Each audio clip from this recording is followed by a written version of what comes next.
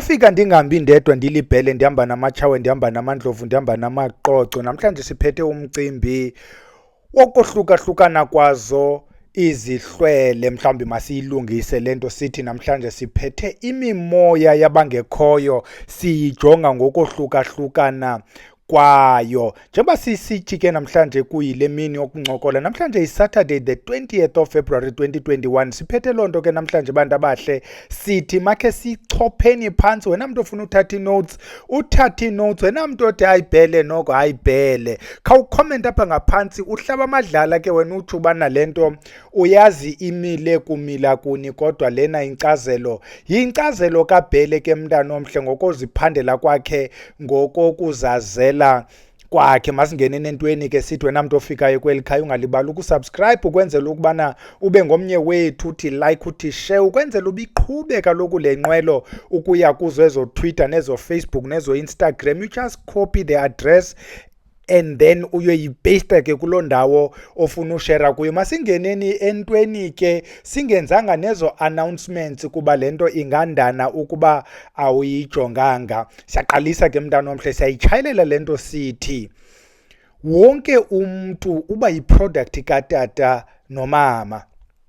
Umama notata banomama notata. Ukuba ke asincokoli ngabantu abaye bangena kule nto kuthiwa ngumbulo, ukulalana kwabantu besiduko esinye, ithi xa iphela lento yalo mntu atsho lo mntu abe nemilenze emine. Xa silungisa sithi umlenze wakulotata, umlenze wakulomama, umlenze kamama, umlenze katata kamama. Yiloo nto ke ndisithi ndilibhele, ndithi ndingumtshawe, ndithi ndingumqoco, ndithi ndikwanguye nondlovu. Yiloo milenze ndime ngayo ke mna yomine ngolo hlobo. Number 2, upon conception mntana omhle, within the milliseconds of fertilization, abantu bakulotata bakhupha umuntu oza kukujonga, okanye masithi ozawujonga this fusion of an egg and a sperm. Awukabi ngomntu, sele nto kuthiwa yi-diploid cell okanye zygote, kujongwe lonto before kubekho i-embryo. This becomes why isihlwele siye siqumbe xa le zygote okanye le embryo iye yakhutshwa nguloo mntu uyikhuphileyo. Singekayikude ke masiqale nge-emphasis. Ithi le emphasis, esi sihlwele sikhutshiweyo kwicala kulotata sakhutshwa kwicala lakulomama, xa sibizwa kuthiwa sisithunywa. Sifuna uyilungisa lento because eligama lesithunywa lihambe libabhide abantu, ingakumbi abantu asebesithi sithunywa ngulo mntu namaphiko ovela kwelo zulu lesixhenxe, kanti sithunywa ngumntu nje othunyiweyo. Siqhube kwangalento emphasis sithi noba utata womntwana uza kumphika umntwana, isihlwele sakulotata siyamazi lo mntwana, kwaye laa mntu ukhutshiweyo ukuba akhusele lo mntwana uyaqhubeka umkhusela umntwana. Xa lo mntwana wakwabhele umama wakhe eza kutyhola abantu bakwajola, umntwana uqhubeka abe ngumntwana wasemabheleni, akhulele phaa kwajola. Uzawuthi xa ekhula lo mntwana, abantu basemabheleni bazawuqhubeka ukuba nobango loba ngumntwana wabo lo. Abantu bakulomama bathi ngumntwana wethu lo, uzalwe ngumntwana wethu. Abantu bakwajola bathi lo mntwana simkhulisile. Aba bantu ke bathunyiweyo esibabiza ngokuba zizithunywa, uzawufumanisa uba kule case yalo mntana okhuliswe kwajola akazubakho umntu ozawuba ngumkhuseli walo mntwana ngokwakwajola, because kaloku sithe le milenze mine ayizuba mihlanu. Awuzuthi xa uphuma kwajola nomama, umama ayokwenda nawe endele kwagaba, kuphinde kuphume omnye umntu kwagaba ityhutyhumeze loo nto. Sithi apha sincokola ngemimoya ephahla umntu. We've just concluded unumber 1. Kunumber 1 sithetha ngomntu ekuthiwa sisithunywa, lo uthunywayo. Zimbini ke ii-roles zesisithunywa. Unumber 1 kukukukhusela lonke ixesha. Unumber 2 is to report kwizihlwele ezimthumileyo lo mntu sisithunywa ngobomi bakho. Masiqhubeke siye phambili. umntu ngamnye phakathi kwekhaya okanye masithi kumakhaya ethu njengoba sinje sisonke kukho imimoya yabantu eyahambayo kweli lizwe inamatyala. Onke amakhaya sinabo abantu abakumila kunjalo. La matyala aba bantu include mhlawumbi lo mntu kwafanele wenzele utatakhe okanye utatomkhulu loo nto, ubhubhe enolotyala kwafanele wenze ezo nto zoba asile lubani loo matyala uwashiyile apha emhlabeni. Abanye ke banamatyala okungoluki, uve kuthiwa kukho lo moya okanye lo mntu simthongayo ungade angene xa kukho imisebenzi uzawufika kade imisebenzi seyigqithile okanye simbone ngapha kwendlela kuba kaloku lo mntu zange oluke. Omnye ngumntu onetyala lokuba zange alotyolwe, uthi ngosefikile phayana koomakoti abanye oomakoti abamamkeli okanye bonke oomakoti abamamkeli kuba kaloku yena zange yenziwe iprocess yoba abe ngumakoti, wavele njena wasuka wayoba ngumakoti waphayana emabheleni, wazala pha emabheleni kwathi ungumfazi emabheleni. Zamamkela ke izihlwele zasemabheleni kodwa ezakokwabo izihlwele zabe zisithi lo mntana uzendisile. Abanye ke banamatyala okubanga udushe phakathi kwamakhaya, ukuxabanisa phakathi kwamakhaya. Lena ke yabo ingxaki ihambe ifune kude kwenziwe lento kuthiwa inhlambuluko, because njeba sebemkile nje bona sisaqhubeka thina phezantsi ukulwa. Andiyi kwamalume because umalume wayengezi apha, yiloo nto ininzi. Le mimoya ke ayide ingene phakathi kwezihlwele kuba kufuneka ilungisiwe okanye kulungiswe la matyala. Ukuba uyayilandela la matyala kufuneka ehoywe sithi thina abaphilayo kwenzela ukubana le mimoya ikwazi ukungena phakathi kwekhaya ibe yinxalenye yesithebe. Ndifuna sihambe lula ngayo le nto. Sithi xa siyisamarayiza lena imimoya yimimoya yalapha ekhaya, kodwa le mimoya yalapha ekhaya ayikwazi ude izinze phakathi kwesihlwele because inamatyala. Ayikwazi uhlala esithebeni because aba bantu banamatyala. Le mimoya ke iba ngaphandle kwekhaya.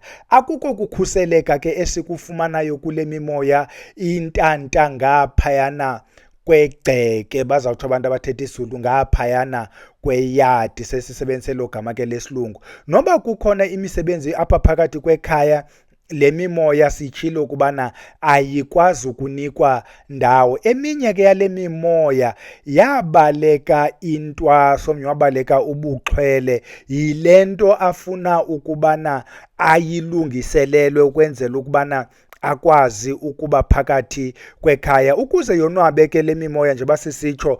Umzekelo le yolubizo sigqibothetha ngalo, kufuneka kubekho lo mntu uzawuthatha olobizo lobo buxhwele okanye lobo bugqirha. Uzumamele ke nantsi ingoma uBhela athanda uyitsho ethi ndandihamba ndedwa. Ngulo mntu ahamba yedwa ke kwezo ntaba, uthi abantu bemhleka besithi uligeza. Lo mntu ungcikiviwa yila mimoya ingangeni phakathi kwekhaya. Uzawuthwasa umntu undathwasa, umntu uzawusuka kokwabo ayobethwa emzini ayosuthwa, batsho kaSetswana ayosuthwa kulo mzi asuthwa kuwo because le mimoya yimimoya engcikivayo. Sizawuthetha ngomntu ekuthiwa ungenwe sisihlwele sasithanda utywala. Uzawuba ngutywaleni apha phakathi kwekhaya bengungantweni. Omnye ungenwe sisihlwele sasithanda ukulwa. Uzawuba ngulo mntu unezo zikazi beyiloo nto ininzi because esi sihlwele sisihlwele esingcikivayo.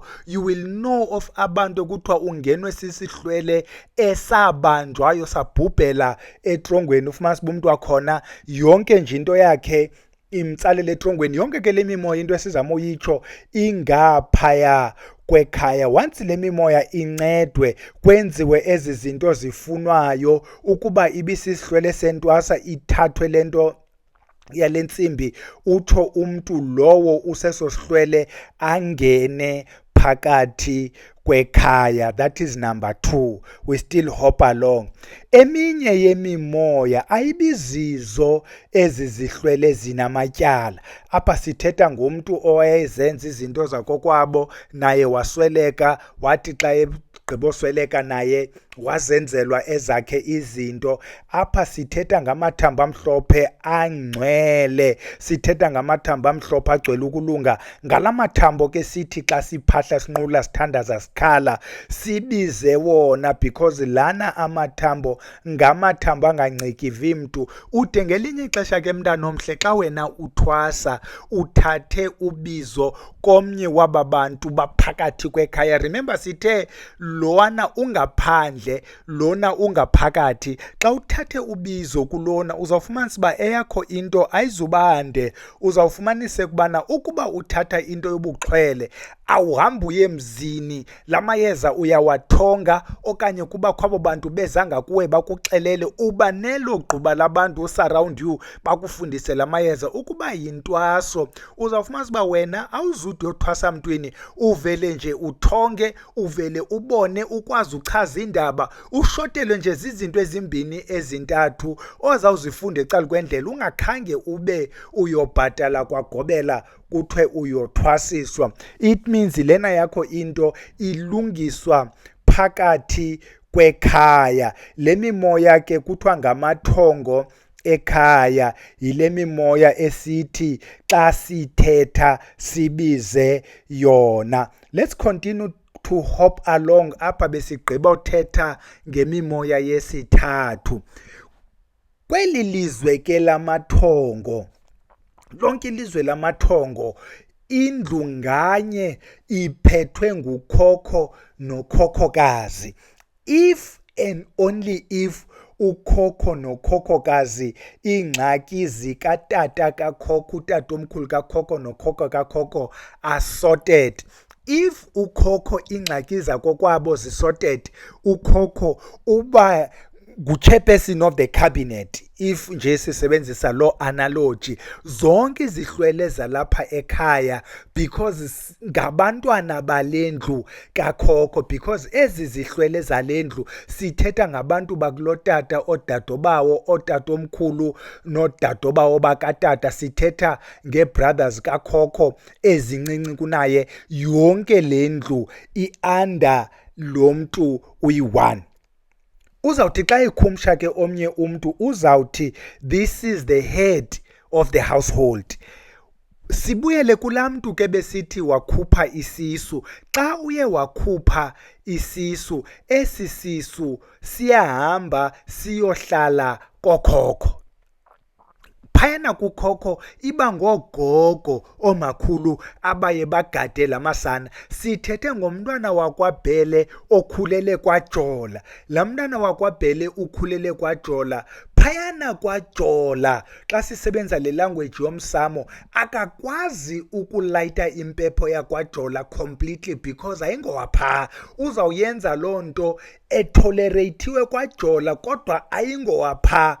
Apha kokwabo kwabhele akalayita impepho because akazazi bungowalapha and akaziwa ngabantu balapha, kuba kaloku ubhele naye zangaxelelwe ngumama womntwana. Do you see ukuba le nto lomntana ngoku is in limbo kuthi thina baphilayo? Ungowakwabhele, akakho kwabhele, ukwaJola kodwa engowakwaJola. It means uyaflowta. However, akaflowthi esihlweleni because ukhokho uyamazi lo mntana, naye kwa-asayinwa umntu ukuba makamgade lo mntwana. Siphinde sibuyele futhi siyigxininise into ethi wena oye wakhupha esi sisu, lo mntana njengoba eye wathathwa nje ngomakhulu belikhaya, yile nto eyenza ukubana xa kufanele uba wenzele lo mntwana umsebenzi, the main thing oyenzayo kukungxengxeza kubo omakhulu. Uthi lo mntana makamkelwe phakathi kwekhaya, igama lakhe ungubanibani, umhlamba umnxibisi.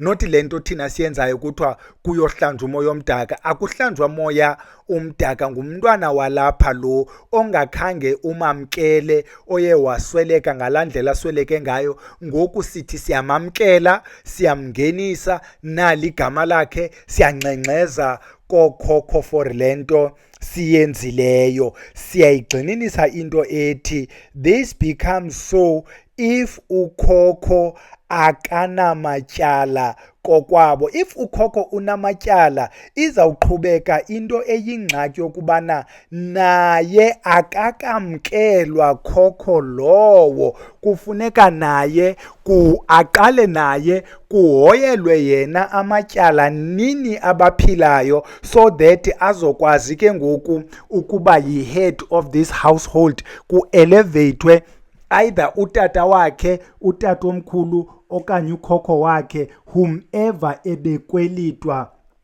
amatyala. Eyona nto sifuna uyitsho, there is order kwele mimoya. Let's continue ke to hop along sithi apha we just concluded le ndawo kakhokho apho sithi ukhokho ungundlunkulu. Let's continue ke to hop along sithi kweminye imizi kukhona imimoya engafolishi under lena imimoya esigqiba kuthetha ngayo. Xa sithi kweminye imizi, le nto idibanisa yonke le mizi. Masithi kule mizi sihlala kuyo kukhona imimoya ethathwa ukuba yimimoya yabantu abangekhe bangene esihlweleni nanini na.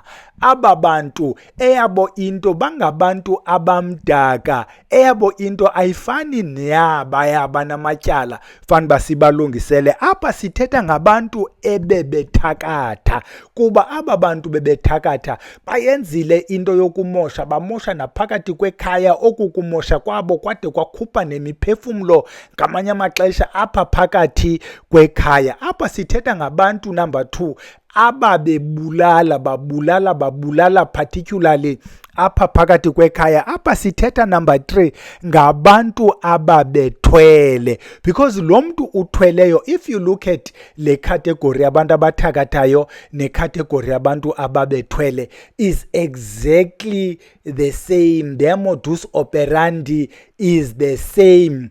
The trail abayishiya ngasemva is the same. Masingene kancinci khange singenele abantu abathakathayo, because siyabazi lo mntu uyathakatha wabulela phakathi kwekhaya, saphuma isihlwele because kukho ezinyoka nezithikoloshe zakhe, waba ngulo mntu umdaka wafaka abuhlungu. Ndiyayithanda ke le happy ending, but abasafika abuhlungu ababangoku. Lona uthweleyo is the same thing. Ufikile waba nemali eninzi yena yedwa, saphuma isihlwele endlini, kwakho abantu ababhubhayo, wafaka abuhlungu. I hope bafaka abuhlungu. Masithethe kancinci lena yabantu abathwele, just to emphasize one point esihambe siyive kwezi ndawo kuthethwa kuzo. Uzawuva xa uzilandela ezi channels, uzawuthi umntu esisa lapha ekhaya isithwalo si-clean. Continue to listen to lo mntu apho azawuthi khona phambi kokuba usithathe esi sithwalo salapha si-clean. Listen, esi salapha ikhaya isithwalo asinamafutha azilwanyana, asifuni gazi, akukho nto izawubulala anything, akuzubulawa nenkukhu. If you continue to listen, phambi kokuba usithathe esi sithwalo, sizawuqale sihlole, sijonge ukuba isihlwele sako kwenu sizawuyamkela na le nto yesi sithwalo. Buyumva, xa esi sithwalo si-clean, yinto nethi makuhlolwe isihlwele. Iyaphambili. If iyafika le nto yesi sithwalo, okanye let's say ukuba kuyahlolwa ukuba le nto yesi sithwalo izawukwamkeleka naphakathi kwekhaya, what they are not telling you yinto yokubana ingaba esi sithwalo sizawuba namandla na kunesihlwele sekhaya. If le nto izawuba namandla kunesihlwele sekhaya, uyayinikwa so that ugoduke nayo. Xa ufika ekhaya isihlwele siphuma ngomnyango, because le nto is dominating. Apha ingumoya onamandla kunesihlwele. You will hear of abantu athi umntu ndayoyilanda loo nto esithwalo zange isebenze, kwafamba ndijikise. This is because isihlwele sathi lapha ekhaya refused to budge. Ayakwazi ke ngoku le nto isesithwalo ukusebenza apha phakathi kwekhaya, because izihlwele zalapha zibe namandla kunayo. Siyayigxininisa into ethi Isithwalo, the classical definition yesithwalo ithi xa uze nento ethwalayo okanye isithwalo okanye into yesithwalo phakathi kwekhaya, isihlwele siyaphuma.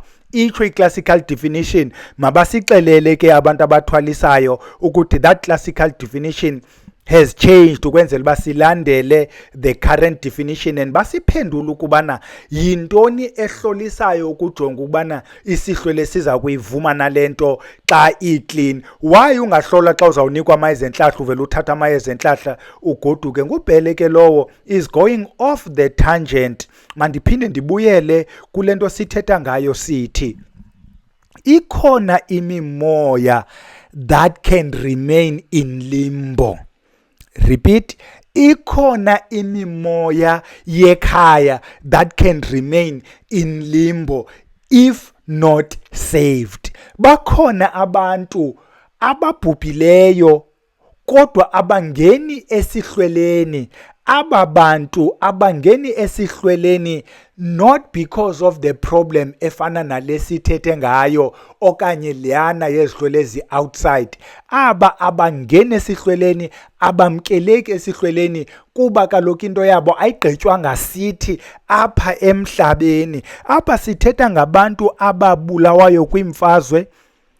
Ezimfazweni ke ubuhlatywe emqolo uwe phantsi kukhwele phezu kwakho kuleqwe omnye usheka ubola ke wena usheka usifa uzawuphela usekutyiwa ziirhorho zasehlathini because kaloku xa kusiliwa akho mntu ujonge malume wakhe nodadewabo nomntakwabo, wonke umntu usindisa obu bakhe ubomi. Naba kuhlabile abahoyanga ungcwaba wena bayaqhubeka uyohlaba omnye. So sinabo bantu banjalo babhubha during imfazwe. Apha sithetha ngabantu who were killed in the mines. Kule nto kuthiwa kuye kwadili kumgodi wabhubha umntu watyumka apho loo mntu umoya wakhe usekuloo mine, umzimba wakhe is decomposing kuloo mine kude kuthiwa kuvalwe kwaloo shaft. Apha sithetha ngabantu ababhubhe ezingozini zendlela, umntu watshayiswa waze watshona imzimba wakhe wabonwa yayiloo nto iyimesi njalo umntu akangcwabeka. Sithetha ngabantu who drowned, umntu atshone emanzini and was never rescued. Talk about someone who drowned. There was a case ye friend of mine waye wofemba kwakutata uNdebe. Kwachazwa apha ngomakhulu kamakhulu xa itrekwa lento ngumuntu apha ko-16 whatever okanye 17 whatever owabaleka emzini wokuzintywilisela because uphathwe ngenkani wokwendiswa wabhubhela phayana emlanjeni. Has been crying ke kwizizukulwana ngezizukulwana ukuba ayolandwa emanzini, ude wolandwa only last year. Ngumntu owabhubha ngo-17 Ntontoni. Lo mntu ke is no longer in limbo because ifamily yakhe iye yasuka yayokumnceda. Let's hop along. What happens kule mimoya yabathakathayo nababulali? We need to ask. Lena ke ngokwimimoya bhele uthi yona yimimoya engekho incedwe.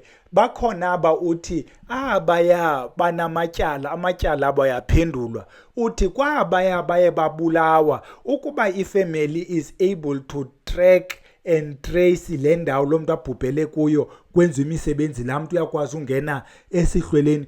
Aba ke ngoku bangabathakathi kuthiwa bona soze bancedakale, aba babuleleyo, aba bathweleyo. Ithini eyabo into? Aba bantu bayile mimoya ihambe kuthiwe zizilwane. Uyawuva komnye umzi kuthiwa hayi eyakho wena into kukho elidlozi lisisilwane othi naxa ufika phambi kwabantu kukhokhela lona, nobuya kwi-interview kukhokhela elidlozi. Elidlozi lenza umoya ombi, elidlozi lenza isichitho, lenza bungathandwa ngabantu, izinto zakho zingalungi nje. Lelidlozi limdaka kude kuthiwe kufuneka ufumane umntu ozayokulahlela esi sihlwele sibe kude nekhaya. Abanye bazawusilahla ezintabeni, abanye bazawusilahla kuloo ndawo ikude ukwenzela uba lo mntu angaphinde akufumane because le nto ingumoya omdaka engekho iphinde ithini. Aba bantu ke babethakatha, bebethwele, bebebulala, iphela iba ngabantu abaqhuba ngala misebenzi. Umntu ebethwele uyaqhubeka naye abe yilonto kuthwalwa ngaye, akabuyeli phakathi kwekhaya. Lo ebethakatha uyaqhubeka ukusetyenziswa ngamagqwirha abe ngulo moya kuthakathwa ngaye, because kaloku uyayazi le nto thakatha. Lo ebengumbulali naye uvuswa ngamagqwirha abe yile nto ibulalayo. All of them unfortunately iba yimimoya emosha phakathi kwekhaya than ukuyomosha elsewhere. Itsho ke ngoku le nto, umzekelo, ukuba phakathi kwekhaya kukho umntu owayethwele, le nyoka yalo mntu, le thikosho lo mntu, le nto yalo mntu iphela ngokuba ngumoya omdaka phakathi kwale mizi. Uzawufumanisa abantwana beli khaya bazawuba zintsalo, bazawumka phakathi kwekhaya, isheke loo ndlu, indlu enkulu engasahlali bantu, abantwana bathe saa. And nangona bethe sanje izinto zabo azilungi, because laa moya wawumdaka kakhokho tata omkhulu wabo, bhuti uthile wefemeli, usaqhubeka ukujikeleza phakathi kwekhaya. Lo mama wayethakatha, uzawufumanisa uba nabantwana bakhe baphumelela phantsi kweemeko ezifuneka usokole mntana omhle ukuze uphumelele, unless uba you were chosen. Uzawufumanisa uba xa ekhona uchosen, nangoko ephila umthakathi, uchosen nguye osucceedayo, the rest abahambeli ndawo, just like wena mntu uthweleyo. Apha phakathi kweli lakho ikhaya akukho nto ide ihambele ndawo, because kaloku le nto yinto yakho okukuthwala. Masiyisummarize le nto, sithi sigqibo thetha ngemimoya eyi-6. Sisummarize le mimoya i-6. Sithe umoya wokuqala ngulo mntu usisithunywa ogade wena, owaqala ukukugada upon conception. Unumber 2, sithethe ngalo moya walo mntu waswelekayo enamatyala, okanye omnye bengenamatyala kodwa emva kubeswelekile izinto zakhe anikazenzi. So ukuze alunge lo mntu abesisihlwele, kufuneka nimlungiselele izinto zakhe. Number 3, sithethe ngabantu nje abangenguye lo, ngumntu ongenamatyala noba sebhubhile abantwana bakhe bamoya ngalamathongo mahle. Number 4, sithethe ngondlunkulu, the overall in charge, ogada thina sonke phakathi kwale mizi, agade nawe wena mntu ongaziwayo kweli khaya ophikiweyo. Number 5, sithethe ngemimoya yabantu who cannot be saved, aba sithi noba kungenzwani abazuhambela ndawo. Number 6, sithethe ngabantu ekuthiwa they are in limbo, abantu ababhubhele ezibhedlele, abalandwa.